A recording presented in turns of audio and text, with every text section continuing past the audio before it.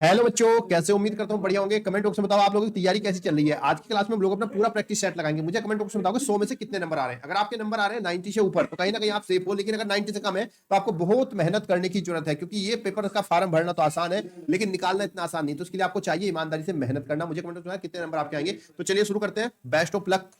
पहला भाग होगा आपका मानसिक योग्यता का। इसके अंदर टोटल आपको 10 पार्ट मिलेंगे और हर एक में 4 प्रश्न होंगे। तो चलिए शुरू करते हैं। पहले आप जो है ध्यान से प्रश्न को पढ़ लीजिए। इसमें पूछा क्या गया है। पहले प्रश्न में 1 से 4 में आपको 4 चित्र दिए गए हैं, ABCD। इन चारों में 3 तो एक जैसे हैं, लेकिन एक चित्र इनमें से अलग है। उस अलग वाले चित्र को आपको पहचान के बताना कौन सा अलग होगा। क्वेश्चन नंबर 1 में बताओ बच्चों, ये आपको 4 चित्र है, कौन सा अलग होगा? A, F, M और Z। अगर आप ध्यान से देखो तो हर एक चित्र में एक लाइन छोटी बनी हुई है, एक या दो लाइनें छोटी बनी हुई है, लेकिन आप जब तीसरे चित्र में जाओगे तो आपको यहाँ पे पूरी पूरी लाइनें नजर आएंगी, कोई भी लाइन यहाँ पे आधी बनी हुई नहीं है। तो ऑप्शन नंबर तीसरा आपका राइट आंसर होगा। ये इसको अलग बनाता है। क्वेश्चन नंबर 2 में देखिए, क्वेश्चन नंबर 2 में आपको बताना है कौन सा आपका राइट आंसर है, कौन सा चित्र इसमें से अलग है। क्वेश्चन नंबर 2 में हमने ध्यान से देखा, ये बॉल है और बॉल के अंदर जो है आपकी जो आकृति है वो सब जो है यहाँ पे आयत दी हुआ है, लेकिन इसके अंदर जो है एक समांतर चतुर्भुज दिया हुआ है। तो ऑप्शन नंबर तीसरा आपका राइट आंसर होगा।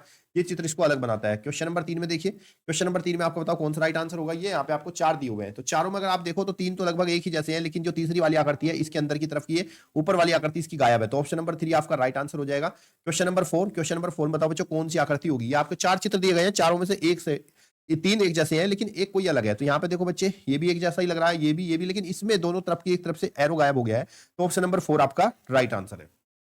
भाग नंबर 2 में यहाँ पे प्रश्न संख्या 5 से 8 तक के कुछ चित्र दिए हुए हैं, जिसमें एक चित्र आपका जो है प्रश्न चित्र है, क्वेश्चन है, और बाकी के चित्र आपके उत्तर चित्र है। इसमें से आपको पहचान के बताना है कि बिल्कुल इसके जैसा चित्र इन चारों में से कौन सा है। क्वेश्चन नंबर 5, क्वेश्चन नंबर 5 में देखिए बच्चों, बताओ कौन सा होगा आंसर, मुझे बताते चलो अगर आपको आ रहा है।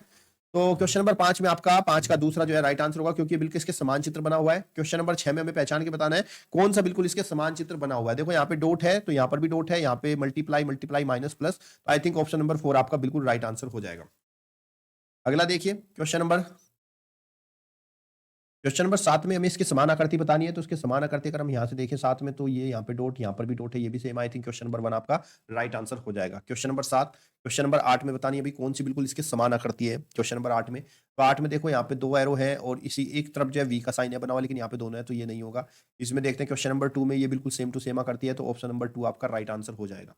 भाग नंबर 3, ये आपका भाग नंबर 3 है। भाग नंबर 3 में आपको एक आकृति दी गई है, इधर प्रश्न आकृति है और इधर आपको 4 उत्तर आकृति दी है। आपको ये बताना है कि इन चारों में से कौन सी हम आकृति सिलेक्ट करें जो इस दिए गए चित्र को पूरा कंप्लीट कर देगी। क्वेश्चन नंबर 9 में, तो चलिए ध्यान से देखते हैं क्वेश्चन नंबर 9 में कौन सी आकृति आने वाली है। तो यहाँ पे देखो ये कुछ इस तरीके से बन रहा है, तो यानी कि ये आपका नीचे की तरफ बेंड होके जाना चाहिए, ऊपर की साइड में ऐसे यहाँ पर एक जीरो बननी चाहिए और ये इसके टच होना चाहिए। तो इसमें इस तरीके से ऑप्शन नंबर 4 जो है वो आपका राइट आंसर हो जाएगा। क्वेश्चन नंबर 10 में देखते हैं कौन सी आकृति इसको पूरा कंप्लीट करेगी। क्वेश्चन नंबर 10 में भी आपका ये जो सर्कल है, ये सर्कल आपका यहाँ से पूरा होना चाहिए इस तरीके से, और फिर उसके बाद आपकी एक लाइन ये पूरी आनी चाहिए यहाँ से, और ये लाइन इसको ऐसे मिलानी चाहिए। तो ऑप्शन नंबर आपका 10 का 4 जो है वो राइट आंसर हो जाएगा। क्वेश्चन नंबर 10 में देखिए, क्वेश्चन नंबर 11 में यहाँ पे कौन सी आकृति आने वाली है जो इस दिए गए चित्र को पूरा करेगी। तो 11th में आपका ये पैटर्न को हमें पूरा करना है। ये पैटर्न आपका इस तरीके से पूरा होगा और सेम टू सेम पैटर्न हमारा यहाँ से बनेगा इसका इस तरीके से ये, और फिर इसी का भी ऐसे ही बनेगा पैटर्न ये, और यहाँ से हमें नीचे की तरफ ऐसे मिला देना है दोनों को। और देखो ऊपर की तरफ जो है डॉट हमारा यहाँ पर दिया हुआ है, तो डॉट जहाँ पर ऊपर है उसी के सामने डॉट हमें नीचे लगाना है। तो पहला डॉट हमारा ये हो गया और दूसरा डॉट हमारा ये हो गया। तो ऑप्शन नंबर तीसरा आपका राइट आंसर हो जाएगा। क्वेश्चन नंबर 12 में देखते हैं। क्वेश्चन नंबर 12 में हमें यहाँ पे थोड़ा सा एरो का ध्यान रखना होगा कि एरो हमारे किस तरफ जा रहे हैं। एरो आमने सामने है, यानी कि इधर की तरफ से ऐसे जीरो बनेगा और ये जो एरो है उसके सामने लग जाएगा। तो ऑप्शन नंबर 2 आपका राइट आंसर हो जाएगा। अगला देखते हैं, भाग नंबर आपका नेक्स्ट। इस भाग में आपको 3 चित्र दिए गए हैं और एक पर्सन मार्क दिया हुआ है। तो आपको क्या करना, पहले चित्र का संबंध जो दूसरे का है वही दूसरे का तीसरे से, और तीसरे का संबंध चौथे से। उसी संबंध के अनुसार आपको यहाँ से ढूंढकर बताना है कि कौन सी आकृति इसमें फिट बैठने वाली है। तो देखो पहली चित्र इससे था, तो जब इसने इसको उल्टा किया तो यहाँ पर एक लाइन थी, फिर यहाँ पर 2 लाइन बनी, फिर इसने फिर से इसको उल्टा किया तो 3 लाइन बनी। अब ये जब इसको फिर से उल्टा करेगा तो फिर से उल्टा करने पर ये जो ट्रायंगल है वो ऊपर की तरफ जाना चाहिए और ये गोला जो है वो नीचे की तरफ आ जाना चाहिए। यहाँ पे 3 है तो इसमें 1 2 3 4 होनी चाहिए, क्योंकि हर बार में एक बढ़ रही है। तो क्वेश्चन नंबर 13 का आपका सेकंड वाला राइट आंसर हो जाएगा। क्वेश्चन नंबर 14 देखते हैं। क्वेश्चन नंबर 14 में आपको क्या बताया गया है। 14 में आपको ध्यान से पहले ऑब्जर्व करना है, और जब आप ध्यान से यहाँ पे ऑब्जर्व करोगे तो आपको क्या नजर आएगा। देखो ये तिल्ली इधर है, पहली बार में यहाँ पे इधर आई, दूसरी बार में इसको ऊपर कर दिया गया। देखो जब ये ऊपर थी तो ये वाली साइड इधर आई, अब ये नीचे की तरफ है तो ये वाली साइड जो है आपकी इस तरफ होनी चाहिए, नीचे की तरफ ऐसे। और ये जो आपका डंडा यहाँ पर दिया गया है, ये बिंदी देखो यहाँ पे सीधा है, ये नीचे की तरफ है तो ये इस कॉर्नर में है, तो ये बिंदी आपकी जाएगी इस कॉर्नर में, तो ये आपका ऑप्शन नंबर 3 जो है वो राइट आंसर हो जाएगा। अगले भाग में देखिए, अगले भाग में भी आपको क्या कहा गया है यहाँ पर, नहीं इसके बाद इसका जो भाग नंबर 15 है, क्वेश्चन नंबर 15, 15 में भी आपको इसी तरीके से पैटर्न को फॉलो करना है। देखो यहाँ पे क्या था, 1 2 3 4 लाइन थी, एक लाइन कम हुई, एक जीरो बढ़ गई, फिर एक लाइन कम हुई, एक जीरो बढ़ गई, तो एक लाइन फिर से कम कर दो भाई और एक जीरो बढ़ा दो, 3 है तो इस बार जो है यहाँ पे 4 जीरो कर दो।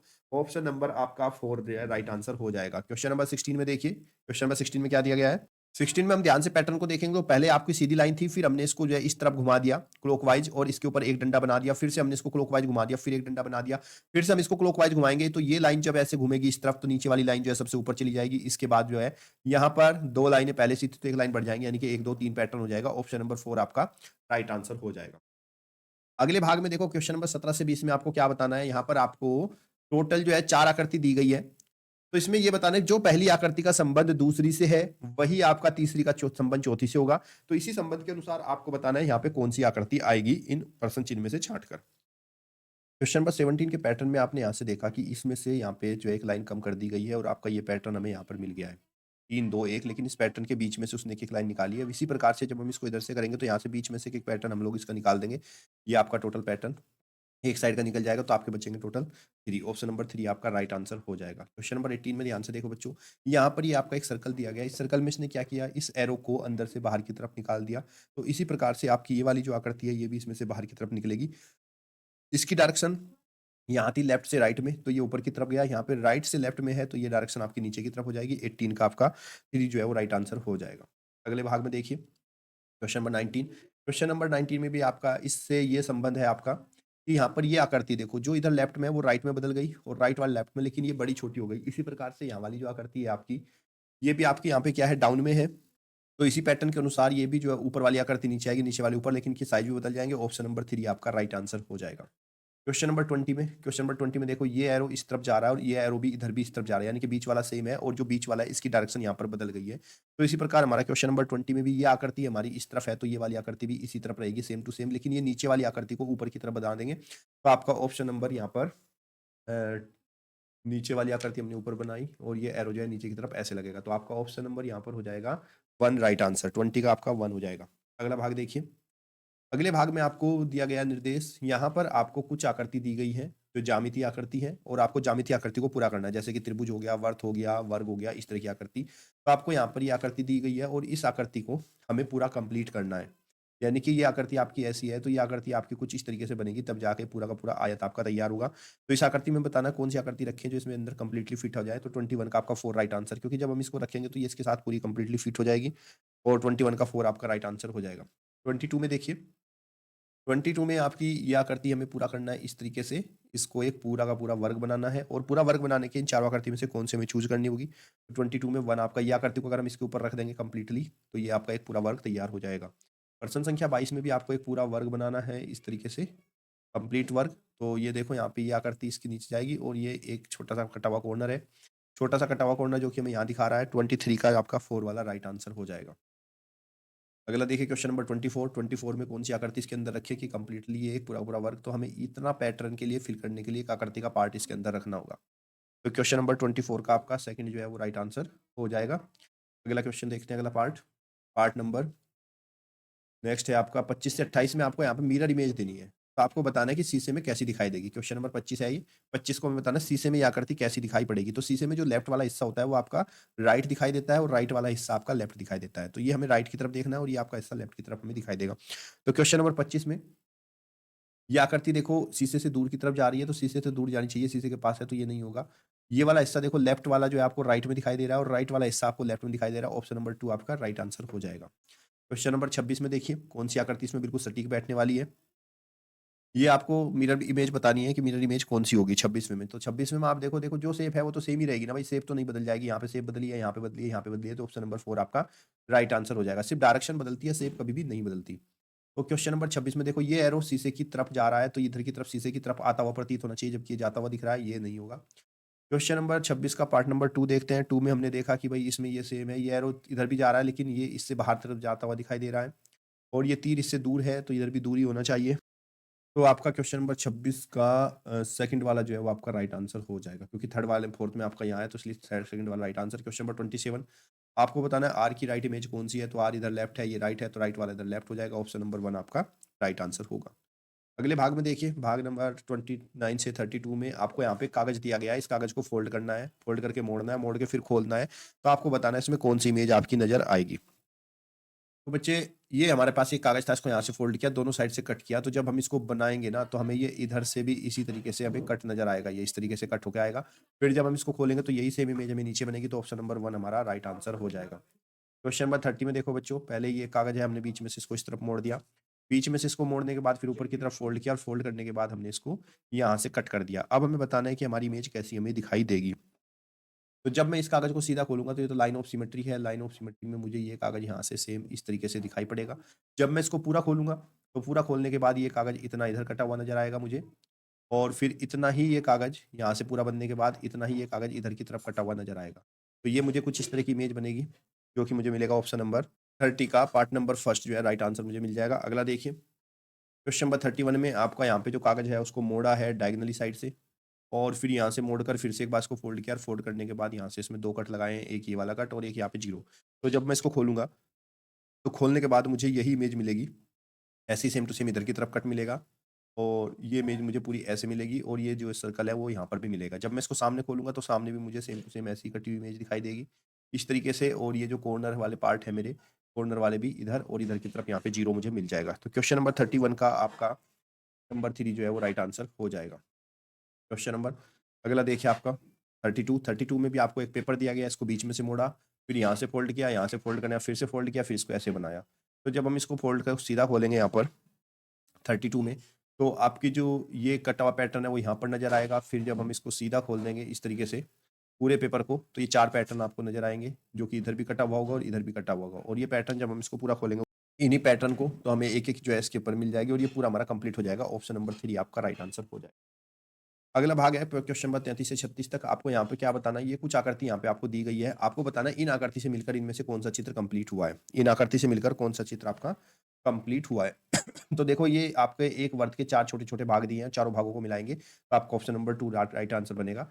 इसमें बताना भाई कौन सा मिलकर बने, कितने 1 2 3 4 लाइनें हैं, और 4 लाइनें जो है छोटे से बड़े पैटर्न की तरफ बनी हुई है। तो क्वेश्चन नंबर 34 में आपका चारों लाइनों को अगर हम आपस में मिला देंगे तो एक इस तरह का पैटर्न ये फॉलो करेंगे। तो ऑप्शन नंबर आपका 2 जो है वो राइट आंसर हो जाएगा। अगला है क्वेश्चन नंबर 34 में भी आपको क्वेश्चन नंबर 35 में आपको यहाँ पर 1 2 3 4 2 सर्कल दिए हैं राइट एंगल, और 2 आपको रेक्टेंगल दिए हैं। इनसे मिलकर आपको बतानी है कौन सी इमेज आपकी बनेगी।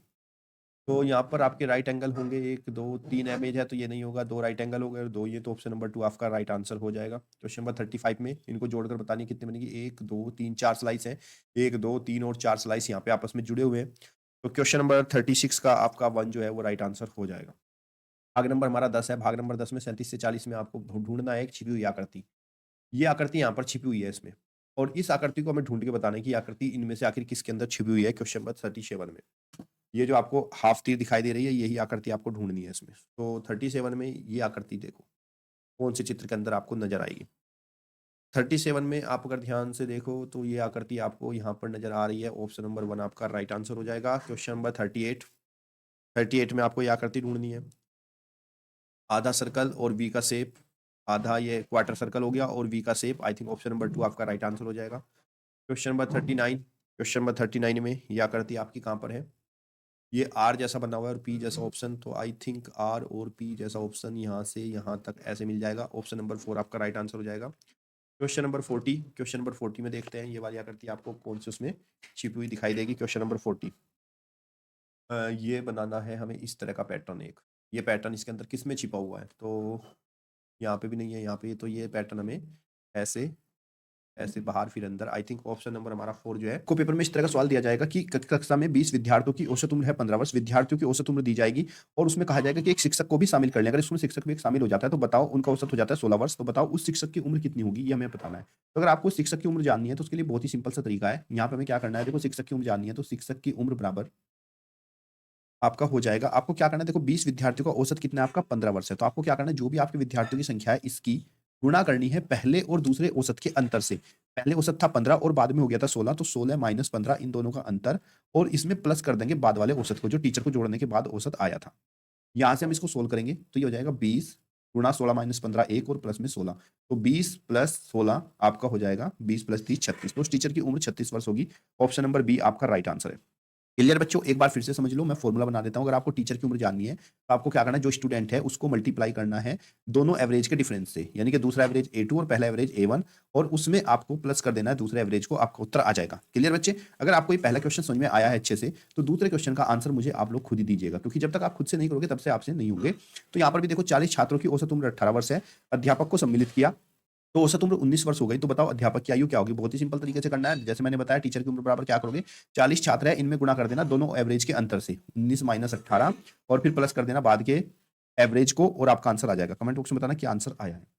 ये इस तरह के सवाल भी पेपर में पूछे जाते हैं कि एक कक्षा में 20 लड़कों का औसत भार 160 किलो था, तेज 5 लड़कों का 50 किलो है, तो कक्षा में सभी लड़कों का औसत भार क्या होगा। देखो जब हम किसी भी संख्या का औसत या एवरेज निकालते हैं, औसत को एवरेज कहते हैं, तो एवरेज बराबर क्या होता है, अगर हम यहाँ पे लड़कों की बात करें उनके भार की, तो हम क्या लिखते हैं, कुल भार, टोटल जितने भी लड़के हैं सभी का कुल भार लिखेंगे, और भाग करेंगे कुल लड़कों की संख्या से, जितने भी यहाँ पर लड़के दिए गए हैं उनसे।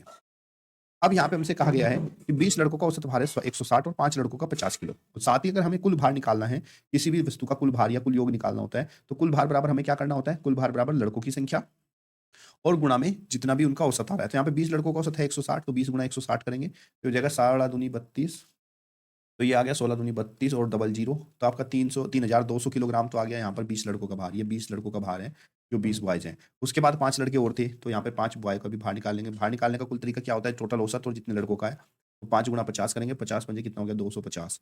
तो यहाँ पर 5 लड़कों का भार हो गया 250 किलोग्राम और 20 लड़कों का भार था 3200 किलोग्राम। हमसे पूछा था सभी लड़कों का औसत भार बताओ, तो सभी कुल कितने हो गए, 20 लड़के ये थे और 5 ये, तो टोटल कितने हो गए 25 लड़के। तो 25 बॉय का जो टोटल भार होगा वो इनको जोड़ देंगे 3200 और प्लस 250, तो हो जाएगा 3450 किलोग्राम।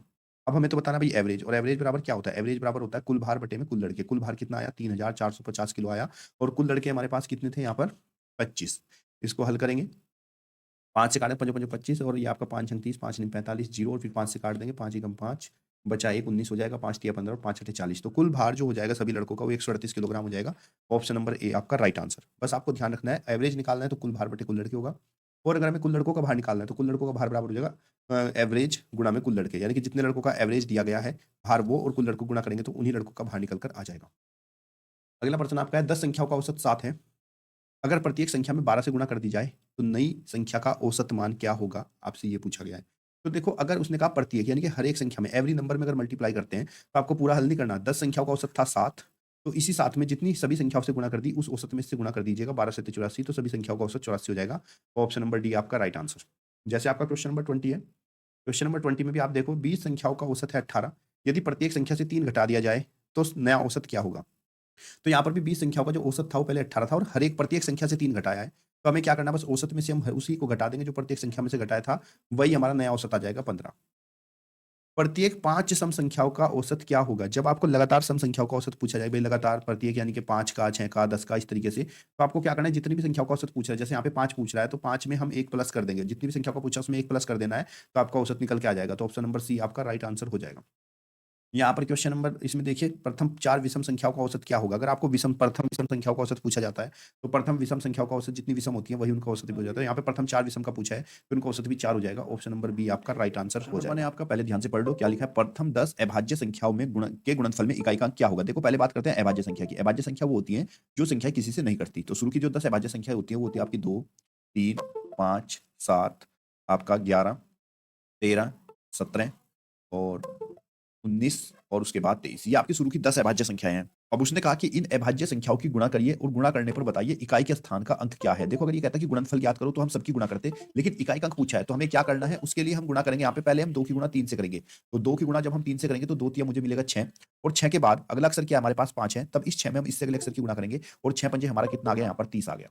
जैसे यहाँ पे 2 अंकों की संख्या आनी शुरू होगी तो फिर हमें केवल इकाई के अंक की ही गुणा करनी पड़ेगी अगली संख्या में, और हमारा इकाई का अंक क्या आया यहाँ पे, इकाई का अंक हमारा 0 आ गया। अगर हमारा गुणनफल है, गुणनफल में कहीं पर भी हमारा इकाई का अंक 0 आ जाता है तो ऐसी कंडीशन में अब हम किसी भी संख्या से गुणा करेंगे उसका उत्तर 0 ही आएगा। तो यहाँ पर इसका उत्तर आ जाएगा डी 0। हमें सबकी गुणा करनी ही नहीं पड़ेगी। अगर कहीं पर भी इकाई का अंक हमारा 0 आ जाता है किसी भी संख्या में गुणा करने पर, तो हमेशा उन संख्या के गुणनफल में इकाई का अंक 0 ही होता है। ऑप्शन नंबर डी आपका राइट आंसर हो जाएगा। अब जैसे क्वेश्चन नंबर 2 है, क्वेश्चन नंबर 2 में इसने कहा कि यहाँ पर आपको दिया 3207 गुणा 12 गुणा 17 गुणा 13 में एक गुणनफल में इकाई का अंक क्या होगा। तो हमें देखो इकाई का अंक बताना है, तो हमें सबकी गुणा नहीं करनी है, सिर्फ इकाई के अंकों की गुणा करनी है। यहाँ पर इकाई का अंक है 7 और यहाँ पे इकाई का अंक है 2। तो हम गुणा करेंगे 7 की 2 से, 7 गुणा 2, 7 की 2 से मल्टीप्लाई करने पर हमारा 14 आया। तो जो इनका गुणनफल आया उसमें भी पूरी संख्या नहीं लेंगे, सिर्फ इकाई का अंक ही लेना है। इकाई का अंक यहाँ पे 4 है, तो इकाई का अंक 4 लेंगे और उससे अगली संख्या का इकाई का अंक है 7, तो इसमें हम 7 की गुणा करेंगे और 4 सते हमारा आ जाएगा 28। अब हमारी गुणा करने पर जो है हमारा 28 आया, तो हमें फिर से संख्याओं की गुणा नहीं करनी, सिर्फ इकाई का अंक लेना है। इकाई का अंक 8 है और अगली संख्या का इकाई का अंक 3 है। तो अब हम 8 की गुणा 3 से करेंगे और 8 से हमारा 24 आएगा। उसके बाद आगे कोई भी संख्या नहीं है, तो यहाँ पर इकाई का अंक जो फाइनली बचा वो कितना बचा, हमारा 4 है। तो इन सभी संख्याओं के गुणनफल में इकाई का अंक भी हमारा 4 ही होगा। ऑप्शन नंबर सी आपका राइट आंसर। जब भी आपसे इकाई का अंक पूछा जाए तो आपको केवल बस उसका इकाई के अंकों की गुणा करनी है, ना कि सभी संख्याओं की गुणा। अगला प्रश्न देखो, ये भी बहुत बार पेपर में आते हैं इस तरह के प्रश्न कि दो संख्याओं का योग दिया जाता है, एक संख्या दूसरी संख्या से इतनी अधिक या कम बोल देता है और पूछा जाता है कि या तो बड़ी संख्या बताओ या फिर छोटी संख्या। यहाँ पर इसने हमसे पूछा है कि बड़ी संख्या क्या होगी। अगर हमसे पूछा जाता है कि बड़ी संख्या बताओ, तो बड़ी संख्या के लिए आपको क्या करना है, जो भी अंकों का योग दिया है, जैसे कि यहाँ पर ये योग दिया है 2, यहाँ पर ये अंकों का योग दिया है आपका 2, 3, 4, 5, 6, 0। इस योग में अगर आपसे पूछिए बड़ी संख्या, तो जितनी संख्या एक दूसरी से अधिक है उसको इसमें प्लस करेंगे, 0, 1, 0, 0, 1। क्या करना है आपको, जोड़ देना। अगर बड़ी पूछा, छोटी पूछेगा तो माइनस करेंगे, बड़ी पूछेगा प्लस। 0, 7, 5, 4, 4, 2। वैसे एक्स मान के करते हैं लेकिन उसमें बच्चे कंफ्यूजन होते हैं। आपको क्या करना है, इनको प्लस करना है और प्लस करके जो भी संख्या आपकी आएगी इस संख्या को 2 से भाग कर देना है। हमेशा 2 से ही भाग करेंगे। चलिए करते हैं। आपको 2 ही कम कितना हो गया आपका, 2 भाग में आप इसको कट भी कर सकते हैं, ऐसे कट कर दो तो ज्यादा बेटर रहेगा। कट करेंगे तो 2 ही कम 2, 2 दूनी 4, 2 दूनी 4, 2 दूनी 4 और बचा 1, तो 2 अठे 16 और 2 पंजे 10। कितनी आई, ये आई आपकी संख्या 12285। 12285 ऑप्शन नंबर बी आपका राइट आंसर। याद रहेगा, अगर आपसे पूछा जाए कि बड़ी संख्या क्या है, तो अंकों के योग और जितना अधिक या कम होगा उसको प्लस कर देंगे और 2 से भाग करेंगे। अगर पूछा जाता छोटी संख्या तो प्लस की जगह पर माइनस कर देंगे, आपका उत्तर आ जाएगा। अगला प्रश्न देखो, अगले प्रश्न में कहा है कि निम्नलिखित में से 316 का कौन गुणनखंड नहीं है। हमें बताना 316 का गुणनखंड कौन सा नहीं है। देखो, जिस संख्या से ये संख्या पूरी पूरी कट जाएगी वो तो उसका गुणनफल होगा, लेकिन जिससे पूरी पूरी नहीं कटेगी वो उसका गुणनफल नहीं होगा। जैसे 316 है, 1 से भाग करें तो 1 से तो 316 पूरा पूरा कट जाएगा, तो यानी कि ये वाली संख्या गुणनखंड इसकी है। अब यहाँ पे बच्चे हमारा 158 लिखा हुआ है, अगर हम 158 से इसको काटते हैं तो 158 दूनी 316 होते हैं, इससे भी कट गया तो ये भी इसका गुणनखंड है। अब हम 79 से करते हैं, 79 से अगर हम 316 को कट करते हैं तो 79 4 जा 316 होते हैं, इससे भी पूरा पूरा कट रहा है। तो अब हमारा 316 को जो है हम किससे, 8 से काट के देखते हैं। अगर 8 से इसको भाग करते हैं तो ये 8 से भाग नहीं होगा, क्योंकि देखो 4 दूनी 8, 4 सत्ते 28 और 4 नीम 36, 2 के पारे में 79 नहीं आता है, तो इसका मतलब ये संख्या जो है 8 जो है वो इसका गुणनखंड नहीं है। ऑप्शन नंबर डी आपका। कभी भी आपसे पूछा जाए कि एक संख्या उसके ये बताओ इनमें से कौन सा गुणनखंड नहीं है, तो हम इनसे इसको भाग करके देख लेंगे। जिससे पूरा पूरा कटेगा यानी कि शेषफल 0 आएगा वो इसका गुणनखंड होगा, और जिससे नहीं कटेगा वो इसका गुणनखंड नहीं होगा। अगला प्रश्न देखिए, इस सवाल में देखो आपको क्या कहा गया है। इसमें पूछा गया है कि ये संख्या दी है 4 की घात 11 गुणा 7 की घात 5 और गुणा 11 की घात 3, और हमें बताना है इसके कुल कितने अभाज्य गुणनखंड होंगे, आपको ये बताना है। तो जब आपको अभाज्य गुणनखंड बताने तो सबसे पहले आपको चेक करना है ये जो घातें हैं जी, ये जो घातों का ये जो आधार है नीचे वाला, ये अभाज्य संख्या है या नहीं है। तो देखो ये तो अभाज्य संख्या है, तो इसमें कुछ नहीं करना। यहां पर भी देखा 7 भी आपकी अभाज्य संख्या, लेकिन 4 जो है वो आपकी अभाज्य संख्या नहीं है। तो जो संख्या अभाज्य नहीं है पहले हम उसको अभाज्य संख्या में परिवर्तित करेंगे, उसके टुकड़े करेंगे, गुणनखंड करेंगे अभाज्य। जैसे 4 है तो 4 के अगर हम अभाज्य गुणनखंड करते हैं तो 4 के अभाज्य गुणनखंड 2 गुणा 2, यानी कि इसके जो अभाज्य गुणनखंड होंगे 4 के वो 2 गुणा 2 हो जाएंगे। तो 4 के अभाज्य गुणन 2 गुणा 2 को हम लिख सकते हैं 2 की घात 2। उसके बाद आपको क्या करना है, जिस संख्या के अभाज्य गुणनखंड नहीं है उसके हमने अभाज्य गुणनखंड कितने 2 की घात 2 आया, तो हम 4 को लिखेंगे 2 की घात 2 और उसकी घात हमें लिखना है 11 गुणा 7 अभाज्य था उसको ऐसे ही रखेंगे, और 11 भी अभाज्य है उसको भी हम ऐसे ही रखेंगे। उसके बाद जब घात के ऊपर घात होती है तो घातों की गुणा हो जाती है, 11 की 2 से गुणा करेंगे, 11 दूनी 22, तो ये आपका 2 की घात 22 गुणा 7 की घात 5 गुणा 11 की घात 3।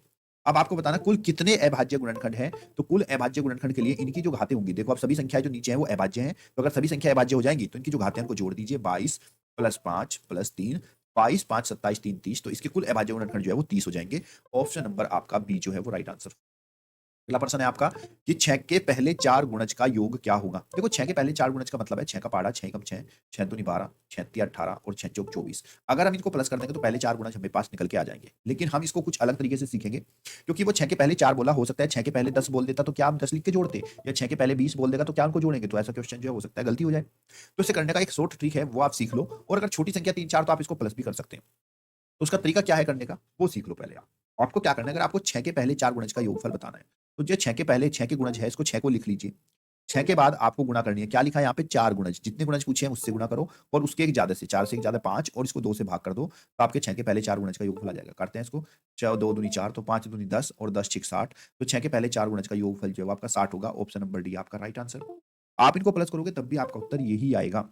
मैं फिर से आपको बता देता हूँ, मान लो आपसे पूछा ए के प्रथम, बी गुणज का योग बताओ, बी गुणज का योग। तो आपको क्या करना है, शॉर्ट ट्रिक बता रहा हूँ। पहले आप लिखिए ए, फिर उसमें लिखिए बी से गुणा, और फिर गुणा करिए बी से एक ज्यादा है, यानी कि अगर 4 पूछे उससे एक ज्यादा से और 2 से भाग कर दोगे तो आपका उत्तर आ जाएगा यहाँ पर। क्लियर बच्चों?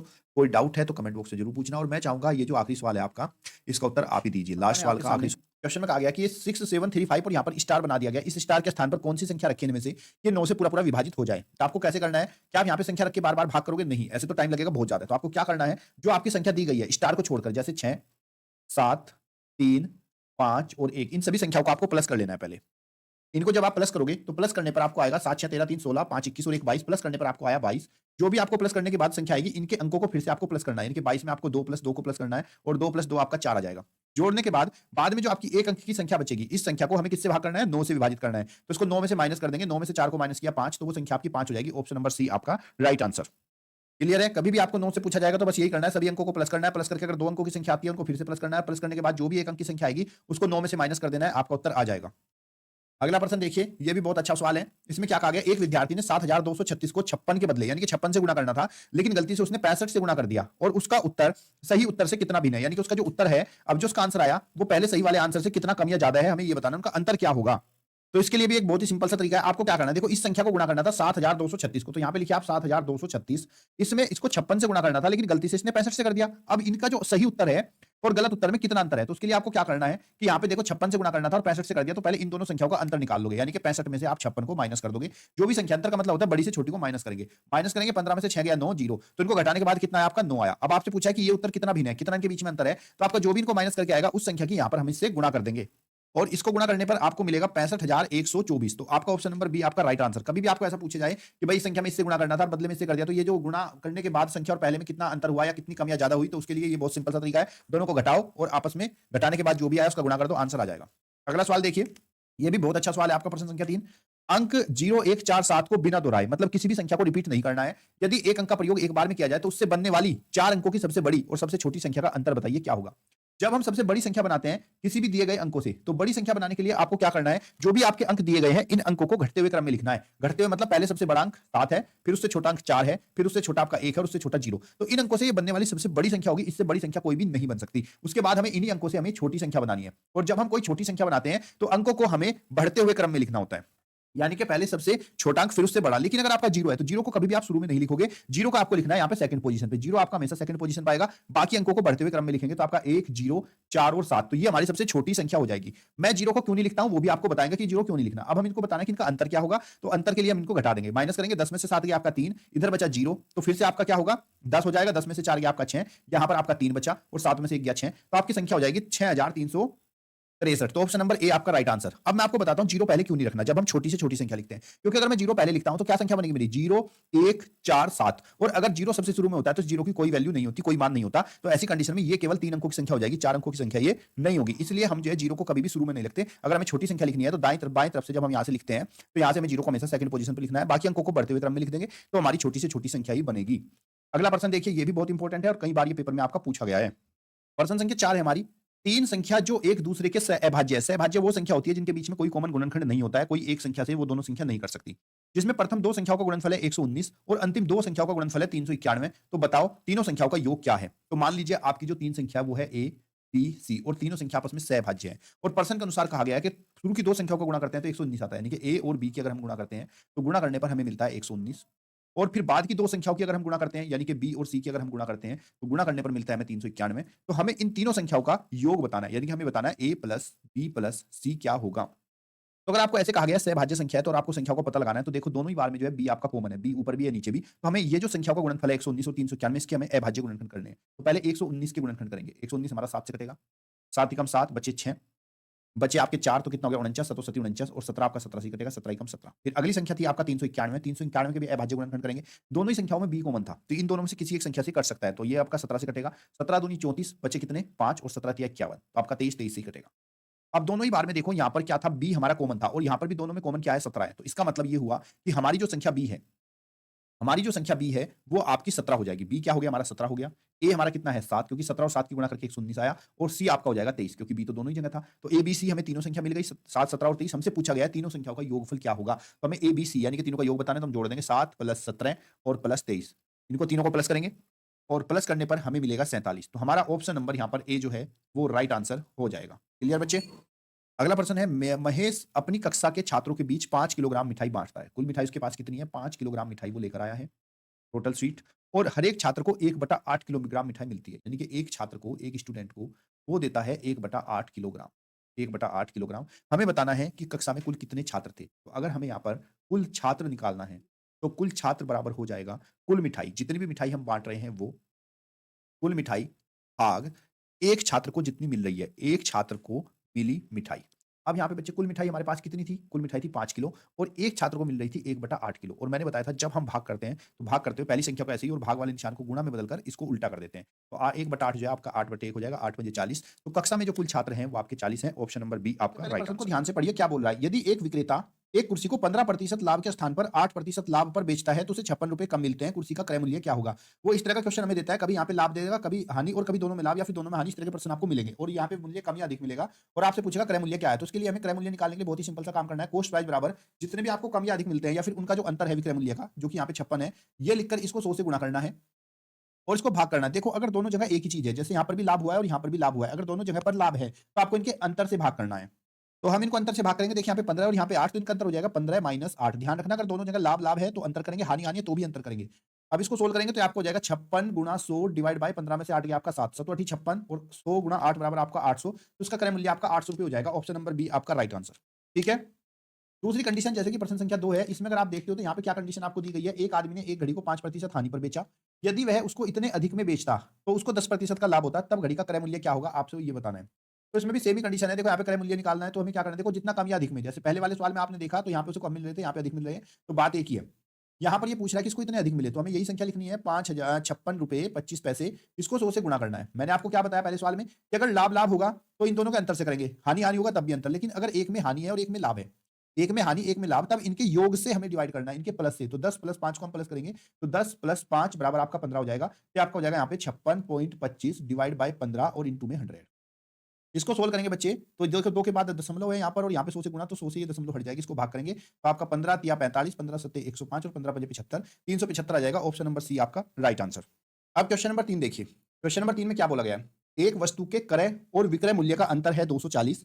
यदि लाभ 20% हो तो विक्रय मूल्य क्या होगा? देखो यहाँ पर लाभ की बात करी गई है कि लाभ 20% है और प्रॉफिट बराबर क्या होता है? प्रॉफिट होता है आपका विक्रय मूल्य माइनस क्रय मूल्य, यानी कि इनके अंतर को ही हम क्या बोलते हैं? प्रॉफिट है। तो यहाँ पे जो हमें प्रॉफिट दिया हुआ है यानी कि लाभ दिया हुआ है, ये लाभ हमारा 240 ही है क्योंकि इनके बीच के अंतर को लाभ ही कहते हैं। और ये लाभ कितना है? 20%। तो इसका मतलब ये हुआ कि जो 20% लाभ है ये किसके बराबर है? 240 रुपए के बराबर है। आपको बताना है विक्रय मूल्य क्या होगा। जब हम किसी भी सवाल को सोल्व करते हैं तो ध्यान रखना किसी भी वस्तु का जो क्रय मूल्य होता है वो अपने आप में 100% होता है। और अगर हम उसके विक्रय मूल्य की बात करें तो विक्रय मूल्य जितना भी लाभ होता है, जैसे यहाँ पे 20% लाभ है तो 100% में जोड़ देंगे तो उसका विक्रय मूल्य 120% हो जाएगा। अब इसने कहा कि लाभ तो हमारा 20% है, तो हम ये बोल सकते हैं कि 20% जो है वो 240 रुपए के बराबर है। तो यहाँ से हम 1% की वैल्यू निकाल लेंगे। भाई 20% 240 के बराबर है, तब 1% वैल्यू हो जाएगी 240 को 20 से भाग कर देंगे, 0 से 0 काट गया और 2 से आपका 12, तो 1% आपका 12 रुपए के बराबर हो जाएगा। अगर ये पूछता क्रय मूल्य क्या है तो हम इसका 100% निकाल लेते, लेकिन इसने पूछा है कि विक्रय मूल्य क्या है। तो विक्रय मूल्य क्या होता है? जितना भी हमारा लाभ प्रतिशत होता है 100% में जोड़ते हैं वो हमारा विक्रय मूल्य हो जाता है। तब ऐसी कंडीशन में मैं बोल सकता हूं कि 120% जो है वही विक्रय मूल्य होगा। तो 1% आपका 12 के बराबर है, तो 120% आपका हो जाएगा 12 गुणा 100, 12 गुणा 120। तो 120 की 12 से गुणा करेंगे, 12 12 144 और 0, तो आपका उत्तर आ जाएगा 1440। ऑप्शन नंबर बी आपका राइट आंसर। अगला प्रश्न देखिए। यहाँ पर प्रश्न में क्या होता है कि कभी कभी वो वस्तु को बराबर में कर देता है। जैसे इसमें कहा है कि 16 वस्तुओं का क्रय मूल्य, कि 16 वस्तुओं का क्रय मूल्य 12 वस्तुओं के विक्रय मूल्य के बराबर है। जब यहाँ पे वस्तु की बात हो रही है, देखो रुपए में नहीं दिया है, वस्तुओं में दिया है, तो ऐसी कंडीशन में आपको क्या करना है? जो क्रय मूल्य, वस्तु का जो क्रय मूल्य है उसको आप विक्रय मूल्य मानोगे, ये एक दूसरे का उल्टा हो जाता है। और जो 12 वस्तु का विक्रय मूल्य है उसको क्रय मूल्य मानोगे, तो आप कहोगे कि जो कॉस्ट प्राइस है ना वो 12 रुपए माना जाएगा। जो विक्रय वस्तु के साथ होगा, विक्रय वस्तु की संख्या होगी, उसको आप क्रय मूल्य मानोगे, और जो क्रय मूल्य के साथ वस्तु होंगे उसको आप विक्रय मूल्य मानोगे। तो सेलिंग प्राइस आपका कितना हो जाएगा? 16। अब बात करते हैं, देखो क्रय मूल्य 12 रुपए है, विक्रय मूल्य 16 रुपए है, तो इसको हो गया लाभ। लाभ बराबर होता है विक्रय माइनस क्रय माइनस 16 माइनस 12, तो 4 रुपए का यहाँ पर लाभ हुआ। पूछा गया कि लाभ प्रतिशत बताओ, लाभ या हानि प्रतिशत। तो लाभ प्रतिशत बराबर होता है लाभ बटे में क्रय मूल्य और गुणा में 100। लाभ कितने का हुआ है? 4 रुपए का, किस पर? क्रय मूल्य 12 और इंटू में हम यहाँ पे 100 करेंगे। इसको हल करेंगे बेटा, 4 तिया 12 हो जाएगा। तो ये आपका हो गया यहाँ पे 100/3%। 100/3 को उसमें भाग करेंगे तो 33 सही 1/3% का इसको लाभ होगा। ऑप्शन नंबर ए आपका राइट आंसर हो जाएगा। अगला प्रश्न देखो। जब यहाँ पे वस्तुओं का क्रय मूल्य और विक्रय मूल्य का अनुपात दिया जाए तब हम लाभ और हानि प्रतिशत कैसे निकालेंगे? इस वाले सवाल में हमें यहाँ पे वस्तु का जो क्रय मूल्य और विक्रय मूल्य का अनुपात है, यानी कि कॉस्ट प्राइस अनुपात सेलिंग प्राइस जो है वो आपका 5:6 है। हमसे पूछ रहा है इसका लाभ प्रतिशत क्या होगा? तो जो भी आपका अनुपात है उसी को आप मान लीजिए कि मानो उसका जो क्रय मूल्य है, वो आपका कॉस्ट प्राइस ₹5 मान लो और इसका जो सेलिंग प्राइस है, विक्रय मूल्य वो आपको ₹6 मानना है। यानी कि जो भी आपको प्रतिशत, जो भी आपको यहाँ पर अनुपात दिया है उसी को आप मान लोगे। अब हम यहाँ पे लाभ की बात करें, देखो कम की खरीदी ₹5 खरीदी 6 में बेच दी यानी कि उसको लाभ हो रहा है ₹1 का, तो 6 - 5 बराबर ₹1 का इसको लाभ हुआ। लाभ प्रतिशत बराबर होता है लाभ जो भी हमारा हुआ, बट्टे में किस पे निकलता है लाभ हमेशा क्रय मूल्य पे, तो 1/5 गुणा 100 कर देंगे। हल करेंगे यहाँ से 1/5 गुणा 100, इसको हल करेंगे 5 दूनी 10, तो इसको बच्चों 20% का लाभ हो जाएगा। ऑप्शन नंबर बी आपका राइट आंसर हो जाएगा। अब ये पांचों क्वेश्चन मैंने अपन पढ़ो ध्यान से। कौन सी राशि 8% वार्षिक साधारण ब्याज की दर से 4 वर्षों में 6,600 हो जाएगी? देखो कौन सी राशि पूछ रहा है, ये आपसे मूलधन पूछ रहा है। मूलधन क्या है, दर आपको दी गई है, समय भी दिया गया है 4 वर्षों में, और ये वो कह रहा है कि अपने आपकी 6,600 हो जाएगी। ये राशि जो आपकी मिश्र धन दिया गया है अमाउंट आपको। तो जब भी आपको ऐसा प्रश्न करना हो तो इसमें कंफ्यूजन नहीं होना और एक्स मानकर भी नहीं करना। आप सिंपल सा ये फॉर्मूला यूज कर लेना कि मूलधन बराबर होता है मिश्र धन डिवाइड बाय 100 प्लस दर गुणा समय। ये सूत्र आप लगाओगे, चुटकियों में आंसर आएगा और गुणा में आप 100 कर दीजिएगा। तो यहाँ पर मिश्र धन है हमारा 6,600, तो 6,600 मल्टीप्लाई बाय 100 अपॉन में 100 प्लस दर गुणा समय। दर है 8 आपकी और समय है 4। यहाँ पे इसको हल करेंगे 6,600 मल्टीप्लाई बाय 100 और आपका 8 चौक 32, 100 में जोड़ेंगे तो 132 हो जाएगा। इसको कट करेंगे बच्चों, यहाँ पर 11 से कट हो जाएगा, 11 छिक 66 0 0 और 11 एकम 11 और 11 दूनी 22। यहाँ से सोल्व करेंगे तो 12 पंजे आपका 60 हो जाएगा। ये आपका 50 गुणा 100 बराबर आपका 5,000। तो इसका जो मूलधन होगा वो 5,000 हो जाएगा। ऑप्शन नंबर बी आपका राइट आंसर। ये फॉर्मूला नोट जरूर कर लेना, क्योंकि बच्चे आप जो है एक्स के मान के करोगे तो ये क्वेश्चन गलती हो जाएगा पेपर में। जब आपको मिश्र धन दिया जाए और मूलधन पूछा जाए तो इस सूत्र की हेल्प से आप इसको कर लोगे। क्वेश्चन नंबर 2 देखिए, इसमें भी आपको मुश्किल से मुश्किल 1 मिनट करने के लिए लगेगी। एक भी बहुत ज्यादा मैंने बोल दिया। एक राशि 25% वार्षिक दर से साधारण ब्याज पर कितने समय में अपने आप की 3 गुना हो जाएगी? कितनी हो रही है अपने आप की 3 गुना? n बराबर आपका हो गया 3 गुना। तो जब आपको ऐसा पूछा जाए कि एक राशि 25 कितने समय में, आपको समय यहाँ पर पूछा जा रहा है, तो आपको क्या करना है, समय बराबर होता है जितने भी अपने आप की गुणा हो रही होती है उसमें से एक कम करके आप इसको भाग कर दोगे इसके समय से और गुणा करोगे 100 से, तो आपको पता चल जाएगा, और भाग करोगे इसकी दर से तो आपको पता चल जाएगा कितने समय में ये हो रही है। तो समय बराबर देखो अपने आप की कितनी हो रही थी, 3 गुना, तो 3 माइनस 1 यानी कि आपको 2 करना है, डिवाइड बाय दर, दर है आपकी 25 और इंटू में आप 100 ऐड कर दो। 25 चौका 100, 4 दूनी 8, तो उसका लगेंगे 8 वर्ष। ऑप्शन नंबर आपका सी जो है वो राइट आंसर है। क्लियर? बहुत ही आसान सवाल था, उम्मीद करता हूं समझ में आया होगा। आपको जितनी भी गुणा कहेगी उससे एक कम, यानी कि अगर आपका 3 गुणा है तो 3 से एक कम करेंगे तो 2, डिवाइड बाय आपको दर और इंटू में 100 कर देंगे तो आपका समय आ जाएगा। यहीं पर कभी-कभी दर की जगह आपको समय दे देगा और आपसे यहाँ पे जो है दर की जगह पे आपको समय दे देगा और आपसे पूछ लेगा दर कितनी है, तो इसलिए यही फॉर्मूला वहां पर भी काम होगा। दर बराबर जितना भी गुणा होगा उसमें से एक कम कर लीजिएगा, डिवाइड बाय यहाँ पर आपको समय करना है और इंटू 100, तो आपकी दर भी निकल कर आ जाएगी। ये दोनों सूत्र आप नोट कर लेना। अगला प्रश्न देखिए, क्वेश्चन नंबर तीसरा। कभी-कभी आपको कहेगा इस तरह की संख्या a/3 b/4 c/7 बराबर ये है, तो इसका मान ज्ञात कीजिए, क्या होगा? तो आपको a + b + c/c का मान ज्ञात करना है। तो उसके लिए आपको क्या करना है, बहुत ही सिंपल सा तरीका है। यहाँ पर आपको a b c का मान निकालना है, तो a का मान क्या रखना है आपको, जो a के नीचे है, b का मान b के नीचे और c का मान c के नीचे, उसको हल करेंगे उत्तर आ जाएगा। तो a + b/c करना है। a आपका 3 + 4 + 7 और डिवाइड बाय क्या है, नीचे c है, तो c के नीचे 7 है, 7 ही लिख दीजिएगा। तो 4 3 7 7 14 डिवाइड बाय 7, 7 से काट देंगे, 7 दूनी 14, तो उसका मान आपका 2 हो जाएगा। ऑप्शन नंबर बी आपका राइट आंसर। अगला आपको ये पूछा जाएगा पेपर में कि भाई आपको ना अलग-अलग अनुपात देगा। देखो a अनुपात b उसने दिया 5:7 और आपको फिर b अनुपात c दिया है 6:11। तो जब आप b और c की वैल्यू रखोगे तो आपको b के नीचे b रखना होगा और अनुपात लगा के c। तो जो b का मान यहाँ पर 6 है, वो भी b के मान के नीचे ही रखना होगा आपको, 6 अनुपात आपको 11 कर दोगे। अब इसको हल करना है और आपको निकालना है a अनुपात b अनुपात c। उसके लिए आपको क्या करोगे, ये जो हमारा a है इसको a लिखिए, अनुपात b अनुपात c लिखिए। उसके बाद बराबर में आपको क्या करना होगा, इसे निकालने के लिए ये जो b का मान है, b का मान इधर गुणा करनी है आपको a से, नीचे वाले b के मान की a से गुणा करनी है और ऊपर वाले b के मान की c से गुणा करनी है और नीचे दोनों की आपस में। चलिए करते हैं। तो 7 छंग आपका कितना हो गया, बीच में तो 42 आ जाएगा। 6 की गुणा 5 से करेंगे, 6 पंजे आपका 30 और इधर 11 की गुणा 7 से करेंगे, 11 गुणा 77। तो आपका उत्तर आएगा 30:42:77। ऑप्शन नंबर बी आपका राइट आंसर हो जाएगा। क्वेश्चन नंबर 5 का आंसर आप लोग मुझे कमेंट बॉक्स में बताओगे कि आपका आंसर क्या आया, a अनुपात b अनुपात c। और जो मैंने बताया वही आपको करना है, बहुत ही सिंपल सा तरीका है, a अनुपात b और b अनुपात c। b के नीचे देखिए, b की गुणा a से करिए, b की गुणा c से और b के आपस में b से करिए, आपका उत्तर आ जाएगा। कमेंट बॉक्स में मुझे इसका आंसर जरूर बताएं। फिर आपका कार्य और समय से इस तरह का क्वेश्चन पूछा जाता है। यहाँ पर 2 व्यक्ति काम को कर रहे हैं। A जो है किसी काम को 20 दिन में कर लेता है, A काम को 20 दिन में कर लेता है, जबकि यहीं पर B इसी काम को करने में B को 30 दिन लगते हैं। आपको बताना है अगर A और B दोनों मिलकर एक साथ काम को करें तो कितने दिन में कर लेंगे? जब आपसे पूछा जाए A और B कितने दिन में काम को करेंगे, तो आपको क्या करना है, A और B जो दोनों अलग-अलग काम को करते हैं, दोनों काम की गुणा कर दीजिएगा। 20 गुणा 30 और भाग करना है आपको इन दोनों के काम के योगफल से, यानी कि 20 + 30। आप इसको हल करोगे तो ये आपका 20 गुणा 30 और इसको जोड़ोगे तो 20 30 आपका 50 हो जाएगा। इसको हम हल करेंगे यहाँ से। देखो 0 से 0 काट देना और 5 छंग 30 हो जाएगा, तो 6 दूनी 12, दोनों मिलकर कार्य को 12 दिन में पूरा कर लेंगे। ऑप्शन नंबर बी आपका राइट आंसर। क्लियर है बच्चों? बहुत ही आसान सा तरीका है, बस आपको क्या करना है, दोनों के काम का गुणनफल, काम को योगफल से इसको भाग कर देना है, तो आपको पता चल जाएगा दोनों मिलकर कार्य को कितने दिन में कर लेंगे। कभी-कभी क्या होगा, आपको यहाँ पर दे दिया जाएगा कि ए और बी कार्य को इतने और ए अकेला कार्य को इतने दिन में करता है, तो बताओ बी कितने दिन में करेगा, ऐसे भी पूछ लेता है। तो इसके लिए आपको क्या करना है कि बी जो है वो कार्य कितने दिन में करेगा, उसके लिए आपको क्या करना है, ए बी जितने दिन में कार्य को कर रहे हैं उनकी दोनों की गुणा कर लेना और डिवाइड में दोनों के काम के अंतर से, दोनों के काम के अंतर से भाग कर देना, तो आपको पता चल जाएगा दूसरा व्यक्ति कार्य को करेगा। अगला प्रश्न ये भी पूछा जाता है पेपर में कि 60 किलोमीटर प्रति घंटा को मीटर प्रति सेकंड बदलिए। अगर हम कभी भी किलोमीटर प्रति घंटा को, तो उस वाली संख्या में हम लोगों को गुणा करनी होती है 5/, और इससे गुणा करने पर जब हम हल करते हैं तो ये अपना मीटर प्रति सेकंड में बदल जाता है। बस इतनी सी बात आपको याद रखनी है। अभी ये सवाल है आपका 60 किलोमीटर प्रति घंटा, तो अगर हल करता हूँ 60 को गुणा करना है 5/18 से। यहाँ पे हल करेंगे तो 6 कम 6 और आपका 6 18 हो जाएगा। कितना 10 बचे 50/3। आप इसको भाग करोगे तो 16.88 समथिंग जाएगा। तो ऑप्शन नंबर बी आपका राइट आंसर। वैसे ही अगर हम यहाँ पर अगर हमें किलोमीटर प्रति घंटा को मीटर प्रति सेकंड बदलना हो तो 5/18 से करेंगे, और अगर मीटर प्रति सेकंड घंटा बदलना है, उल्टे से गुणा कर दो आप 18/5 गुणा करेंगे तो ये अपना आप हमारा किलोमीटर प्रति घंटा में बदल जाएगा। तो उम्मीद करता हूँ ये वाले क्वेश्चन आपको समझ में आए होंगे, और पेपर में भी आपको इसी तरह के क्वेश्चन बार बार पूछे जा रहे हैं, तो उम्मीद करता हूँ भाई ऐसे सवाल आपको समझ में आ रहे हो। और ऐसी मैंने बहुत सारी इतनी अच्छी अच्छी वीडियो आप लोगों को पूरा पूरा प्रीवियस पेपर भी बनाया है, और जो आने वाला पेपर है संभावित वो भी आपको बनाया है। अगर आपको 100% सिलेक्शन चाहिए तो ये छोटी छोटी क्लास आप अटेंड करके अपना सिलेक्शन को पक्का कर सकते हो। ये अपने एक बार सिलेक्शन है तो आपका पूरा का पूरा पॉइंट ऑफ व्यू दी दशा सब चेंज हो जाएगी। आगे सपोर्ट में हम लोग हैं। वीडियो को लाइक चैनल सब्सक्राइब कर लेना, और आने वाले अपडेट आपको नंबर 1 है आपका कि निम्नलिखित पंक्ति तटस्थम तथा विकर्ण का योग समान हो तो एक्स वाई जेड का मान बताओ। देखो पंक्ति बोलते हैं हम ऐसे, इस तरीके से अगर हम प्लस करें तब भी सेम आना चाहिए। पंक्ति में ऐसे प्लस करें तब भी समान आना चाहिए, और इनको विकर्ण वाइज ऐसे ऐसे में प्लस करें तब भी आपका उत्तर समान आना चाहिए। तो हमें बताना है एक्स वाई जेड का मान क्या होगा। तो इसके लिए हम क्या करेंगे, सबसे पहले आपको उस चीज को देखना है, उस पंक्ति को देखना है जिस पंक्ति में सभी नंबर हो या फिर जिस विकर्ण में। तो यहाँ पर अगर आप ध्यान से देख रहे हो तो इस पंक्ति में हमारे पूरे नंबर है। देखो तो हम क्या करेंगे, जिस पंक्ति के हमारे कंप्लीट होंगे, कोई भी एक मिसिंग नहीं होगा, इसको हम प्लस कर लेंगे। तो 4 + 9 + 2 को हमने प्लस किया, 9 4 13 2 15, तो प्लस करने पर हमारा योग 15 है। यानी कि हम इसको ऐसे प्लस करें तब भी हमारा 15 आए, इसको प्लस करें तो भी 15 आना चाहिए, इसको प्लस करें तो भी 15। ऐसे में अगर हम प्लस करें तो भी हमारा 15 आना चाहिए, ये भी 15 आना चाहिए और ये भी 15 आना चाहिए। विकर्ण को हम कोने से प्लस करेंगे तो 15 और इधर से प्लस करेंगे तो भी 15 ही आना चाहिए। अब हम इसको ढूँढेंगे जिसमें केवल एक नंबर मिसिंग है। तो यहाँ पर आप देखो इसमें y में केवल एक ही नंबर मिसिंग है। तो हम इन दोनों संख्याओं को जोड़ेंगे 8 + 4 को। 8 और 4 को हमने जोड़ा तो 8 4 हमारा कितना हुआ 12। लेकिन हमें चाहिए कितना 15, जोड़ने पर 15 आना चाहिए। तो 12 में कितना जोड़ने पर 15 आएगा, 3 जोड़ने पर। मतलब y का मान हमारा 3 हो गया।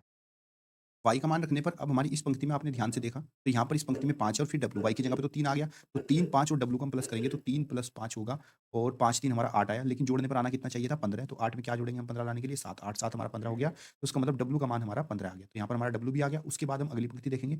इस वाली पंक्ति में अगर हम सीधा देखते हैं तो यहाँ पे x है, 5 है, 9 है। तो 9 और 5 को प्लस करेंगे इस पंक्ति के लिए, इस स्तंभ के लिए। तो 9 और 5 कितना हो गया हमारा 14, 9 + 5 कितना हुआ 14। तो इसको पूरा 15 करने के लिए x बराबर हमें 1 रखना पड़ेगा। तभी जाकर 1 और 5 4 और 1 5 6 और 9 15। तो x का मान 1 आ गया। अब बचा हमारे पास z। जेड का मान रख लेंगे। देखो 8 और एक 9, 8 + 1 कितना हो गया हमारा 9। 9 में कितना प्लस करें कि 15 आए, तो 9 में हम 6 प्लस करेंगे, 9 6 15। तो जेड का मान भी हमारे पास कितना आ जाएगा, 6 आ जाएगा।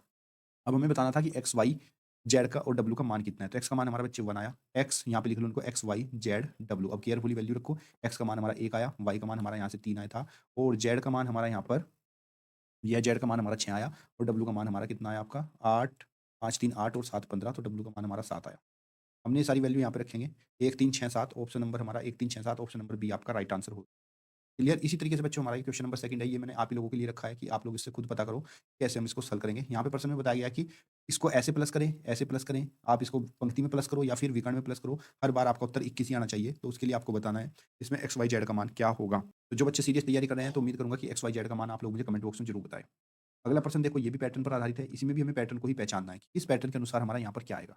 तो इस तरफ अगर देखें तो पैटर्न में यहाँ पर हमारा 5 5 बढ़ रहा है, 40 45 फिर 50 55 5 60 5 65 70 5 75 5 80। लेकिन इसमें कैसा पता करेंगे, यहाँ पे तो तीनों ही मिसिंग है। तो हम ऊपर से नीचे की तरफ देखेंगे। देखो 40 में अगर हम 15 जोड़ते हैं तो 40 में 15 जोड़ने पर 55 आता है, और 55 में फिर से अगर हम 15 प्लस करते हैं तो हमारा 70 आता है। तो 70 में फिर से हम अगर 15 प्लस करेंगे तो 15 प्लस करने पर हमें मिलेगा यहाँ 85।